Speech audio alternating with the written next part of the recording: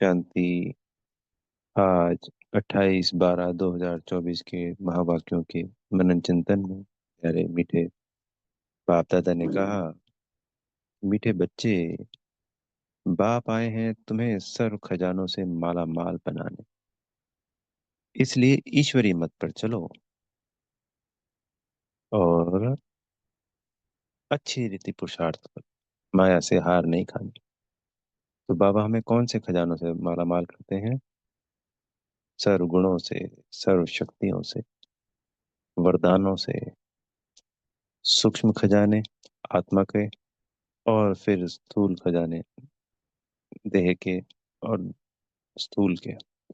देह से तात्पर्य कि आज जो पुरानी जर्जरी भूत अवस्था है, इन शरीरों की बीमारी है, रोग है, तो ये भी तो खजाना होता है ना जी। अपनी देह भी, वो भी हमें सतो प्रधान मिलेगी। पर अभी इस वक्त जो खजाने मिलते हैं वो गुण, ज्ञान, शक्ति, इनके मिलते हैं सूक्ष्म में। फिर स्थूल खजाने बाबा हमें सतयुग में हमारे लिए रखते हैं, सब बच्चों के लिए। पर अभी इस वक्त पुरुषोत्तम संगम युग पर सूक्ष्म खजानों की बात हो रही है सारी। तो हमें सिर्फ बाबा की मत पे चलना है और पूरा पूरा पुरुषार्थ कर पूरा वर्षा लेना है 21 जन्मों का। दो तरीके से है, एक तो 21 जन्म का, मान लो किसी के 20 जन्म है, किसी के 18, किसी के 15, किसी के 4 6। दूसरा है विश्व की राजाई, सर्वोच्च पद। तो एक तो हो गया कि भाई 21 जन्मों के लिए आया है साधारण प्रजा में, और एक हो गया कि 21 जन्मों में आया है पर रॉयल कुल में आया है, राजा बन के आया है। तो दोनों में भी फर्क है ना जी।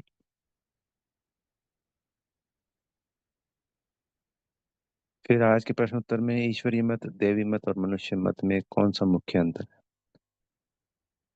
तो ईश्वरीय मत से हम मनुष्य से देवता, पति से पावन, कौड़ी से हीरा बन जाते हैं।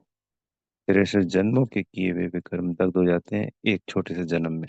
सोचने वाली बात है, 2500 वर्षों तक जो विक्रम हुए, वो कोई बच्चा अगर लगन से लगा रहे तो 2.5 साल में भी, बाबा 6 महीने की बात करते हैं, कि 6 महीने में भी अगर आत्मिक स्थिति में स्थित होके सिर्फ मेरी श्रीमत पे चले तो ऐसा हो सकता है। मुरली मुरली में आया है एक बार। पर हम कहते हैं 2500 वर्षों के विक्रम अगर 2.5 वर्ष में भी लगन से दिल से लगा के बच्चा कर सकता है, तो सोचिए बाबा कितनी ज्यादा हमें हमारी प्रारब्ध बनाता है, कितनी अद्भुत शक्तियां हैं इस आत्मिक बल में, कि 2500 वर्ष तक जो भी कर्म हुए वो मात्र 2.5 वर्ष में दग्ध हो जाते हैं। तो ईश्वरीय मत बहुत अद्भुत है। यही ईश्वरीय मत हमारी दैवी मत के रूप में हमें सतयुग में मिलती रहती है, जिससे हम सदा सुखी रहते हैं। पर वो नीचे उतरने वाली कला है, और नीचे वाली उतरने में भी बहुत धीरे धीरे उतरते हैं, क्योंकि पूरे 2500 वर्ष में कितनी कला, पहले 2 कला 1250 वर्ष में, और फिर 6 कला और गिरती है। और वहां तो अकेले द्वापर में ही 8 की 8 कला गिर जाती है। और फिर मनुष्य मत में तो हम पतित बन जाते हैं, दुखी हो जाते हैं बिल्कुल।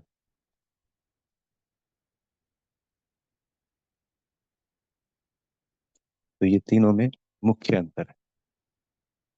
हम ये कह सकते हैं सर्वोच्च हो गई ईश्वरी मत, फिर मध्यम हो गई या उत्तम हो गई, सर्वोच्च की बात उत्तम, और वो हो गई दैवी मत क्योंकि वो भी ईश्वरी मत है, और फिर वो कनिष्ठ हो गई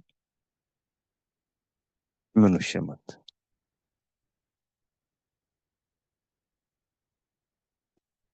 फिर बाबा ने आज हमारे को घर की याद दिलाई कि जब हम ओम शांति करते हैं तो मैं आत्मा शांत स्वरूप हूँ, शांति के सागर पिता है, और हमारा घर आत्मा को याद आता है।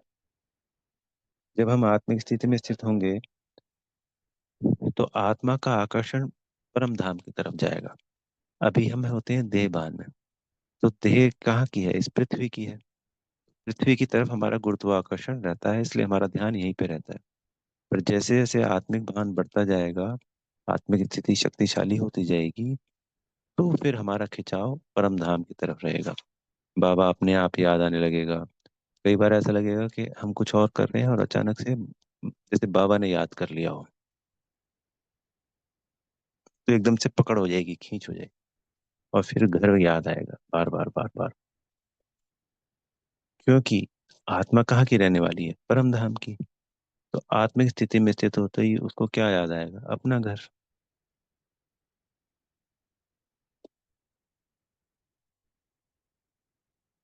फिर बाबा ने आज हमारे को बताया कि भाई मैं तो अवतरण लेता हूँ, हम सब परम धाम की रहने वाली हैं, हमें गर्भ से जन्म लेना पड़ता है और इस चक्र में आते हैं, टॉकी में, यानी इन ऑर्गन्स के द्वारा हम बोलते सुनते देखते सारे कर्म करते हैं।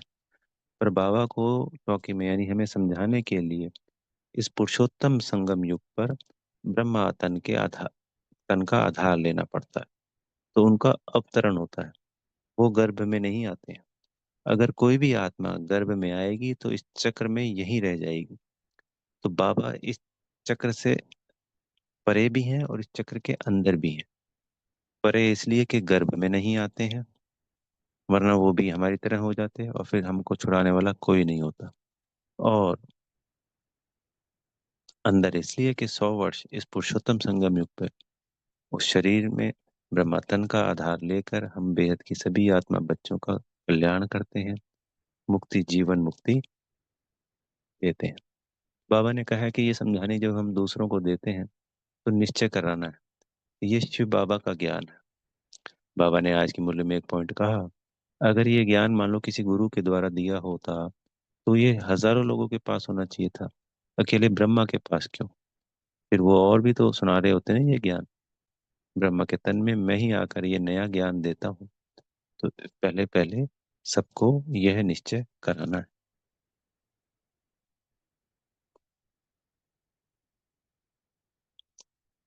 फिर बाबा ने आज उदाहरण दिया कि ब्रह्मपुत्र नदी सबसे बड़ी नदी है जो सागर में मिलती है, जैसे परसों किया था। अब महाकुंभ लगने वाला है ना जी, नदियों का मेला लग रहा है, तो जो 12 वर्ष में सबसे बड़ा एक बार आता है।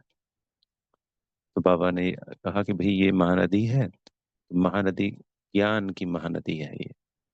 ब्रह्मा बाबा है ना ज्ञान की महानदी।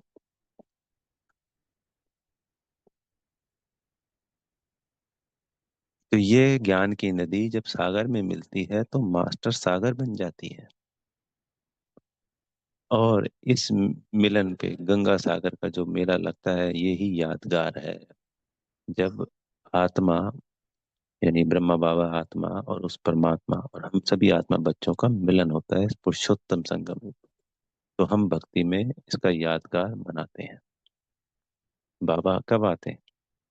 वहां पे भी क्या करते हैं गंगा सागर पे, कि हम जाएंगे, हमारे पाप धुल जाएंगे। तो यहाँ पे बाबा क्या आते हैं? जब हम संपूर्ण पाप आत्मा बन जाते हैं तो हमारे पाप धोने के लिए आते हैं, इससे पावन बनाने के लिए आते हैं। ये मुख्य पॉइंट होते हैं, ये समझाने में काम आते हैं। जब हम किसी दूसरे को समझा रहे हैं, अपना मनन चिंतन कर रहे हैं, तब भी हम इसको रिवाइज कर सकते हैं। जैसे आज की मुरली के पॉइंट है तो उसमें हम इन पॉइंटों को रिवाइज कर सकते हैं। फिर बाबा ने एक एग्जाम्पल समझाया आज कि हिंदू महासभा का कोई भाई था।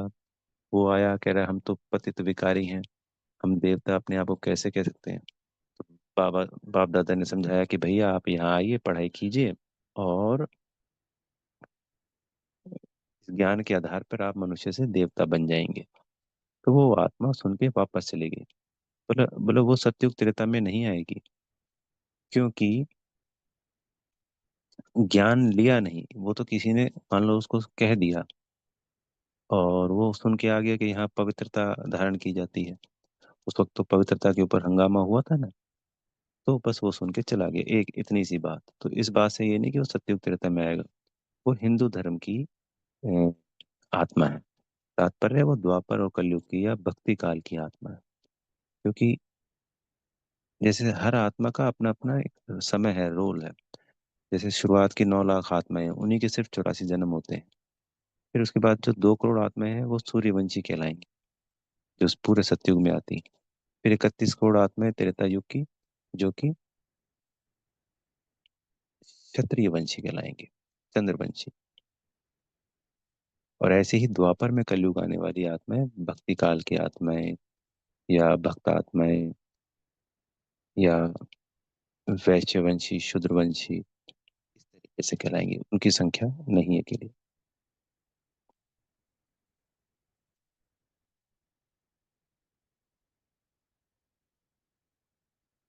फिर पापा ने एक बहुत सुंदर पॉइंट बताया कि हमें हर चीज को, या हर युग में, या हर कोई वस्तु है, उसको सतो प्रधान, सतो, रजो, तमो से गुजरना ही पड़ता है। ये मनुष्य जीवन पे भी लागू होती है। मान लीजिए जो बच्चा जब पैदा होता है तो उस वक्त उसकी अवस्था सतो प्रधान है, तो उसके 100 वर्ष की आयु में पहले सतो प्रधान हो गया, फिर वो सतो हो गया, फिर एग्जैक्टली हम नहीं कह सकते भाई कितना समय, ये 25-25 वर्ष के हिसाब से हम इसको बांट नहीं सकते, क्योंकि जो यु- युवक अवस्था होती है वो रजोगुणी हो जाती है। तो रजोगुणी अवस्था से पहले सतो प्रधान और सतो अवस्था गुजर चुकी है, फिर तमो आती है, और फिर तमो प्रधान आती है। जैसे सत्युग पूरा सतो प्रधान है, त्रेता सतो, द्वापर रजो, कलयुग तमो, पर कलयुग का अंत हो गया तमो प्रधान, पराकाष्ठा हो गई तमो प्रधान। इस वक्त जो अवस्था है वो तमो प्रधान है। ऐसे ही मान लीजिए चपाती बनाई, गरम गरम है, सतो है, 2-3 घंटे बाद रजो है, और 6 घंटे बाद तमो है। फ्रूट है, दो 1-2 दिन तो रहता है सतो, फिर 1-2 दिन रहता है रजो, वही सेम फ्रूट पड़ा पड़ा, क्योंकि उसकी अवस्था खराब होती जा रही है। मकान है, पहले 2-4 साल तो सतो अवस्था है, तो ऐसे हर एक चीज, हर वस्तु संसार की सतो, रजो, तमो से गुजरती है। ये बात हमारे समझने के लिए भी है, पर कोई ज्ञान में आएगा, ये पहले पॉइंट नहीं समझाने होते। पहले तो हमें आत्मा और परमात्मा का ज्ञान देना है, पर हमारे को समझ में आना चाहिए, हमें मनन चिंतन करना चाहिए।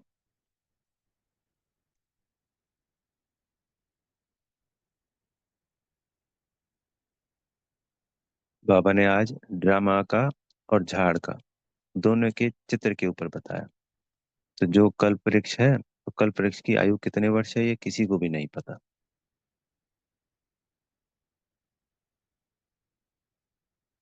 तो हर धर्म में ना इसके लिए अनेक मतें हैं, अलग अलग बातें हैं। हमारे में तो लाखों वर्ष कह दिया। अगर लाखों वर्ष पुराना ये ज्ञान हो, पापा पिछले कई दिनों से मुरली में इस लाखों वर्ष वाली बात को इसलिए दोहरा रहे हैं, क्योंकि संसार, भारत के लोग जो नहीं, ये लाखों वर्ष फैलाया हुआ है। अगर लाखों वर्ष का होता तो फिर हम लक्ष्मी नारायण को कैसे याद करते अगर लाखों वर्ष पुराने होते। उनके बीच में भी तो फिर कोई ना कोई आए होंगे ना, बहुत सारे। और लाखों वर्ष पुरानी बात तो किसी को याद भी ना रही। ये 5,000 वर्ष का चक्र है, जिसमें हर समय बीतता जाता है, थोड़ा थोड़ा टिक टिक करके करते। 1250 वर्ष के 4 युग है। कल्प वृक्ष में हमारा अनादि सनातन देवी देवता धर्म है, फिर चंद्रवंशी हैं, और फिर दूसरे धर्म की आत्माएं आती हैं। तो इस तरीके से हमें दूसरी आत्माओं को ये पॉइंट समझाने होते हैं।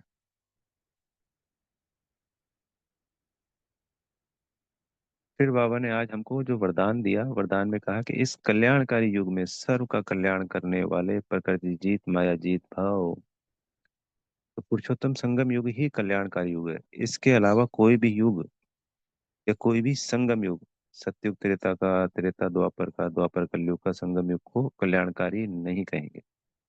सिर्फ यही एक पुरुषोत्तम संगम युग कहलाता है कल्याणकारी युग। बाबा ने कहा कि सदा ये समान रहे कि मैं कल्याणकारी आत्मा हूँ। आज हमें जितना ज्यादा से ज्यादा हो सके इस सम्मान में रहना है कि मैं कल्याणकारी आत्मा हूँ। तो हमारा पहला कर्तव्य है स्वयं का कल्याण करना।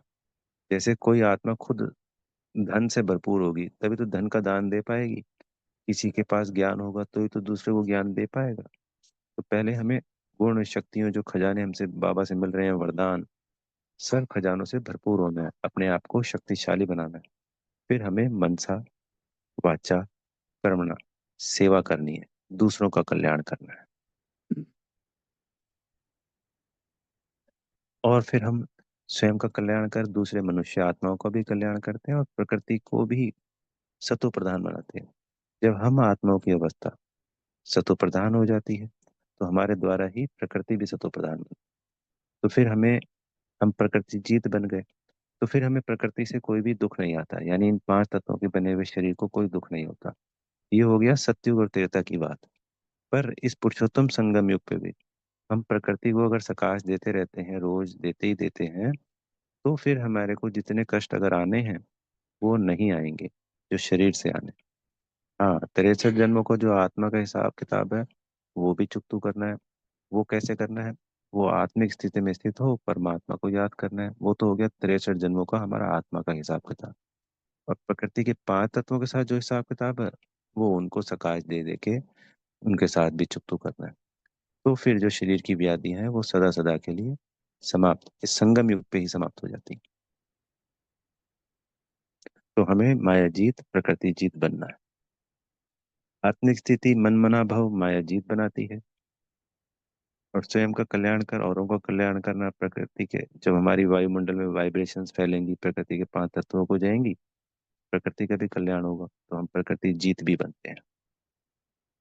तो फिर इस वायुमंडल का जो तमो प्रधानता है उसका प्रभाव हम पे पड़ नहीं सकता। फिर बाबा ने आज स्लोगन में कहा कि एक दूसरे के विचारों को सम्मान देना ही माननीय आत्मा बनना है। तो जो भी ब्राह्मण आत्मा या कोई भी दूसरा आत्मा, कोई छोटा बच्चा भी कोई विचार देता है तो उसके विचार को सम्मान देना होता है। एकदम से सामने वाले की बात को काटना नहीं है और रॉन्ग नहीं बताना है। उसने अपनी बात कही, उसको हाँ जी करके ठीक है, फिर अपनी बात सामने रख देनी है। तो उसकी बात को मान दिया आपने, सम्मान दिया। तो जब सामने वाले की बात को सम्मान देंगे तो हम स्वयं माननीय बन जाएंगे। वो आत्मा हमारी बात को मानेगी भी, हमारा रिगार्ड भी करेगी और हमारी सही बात उसको ठीक भी लगेगी।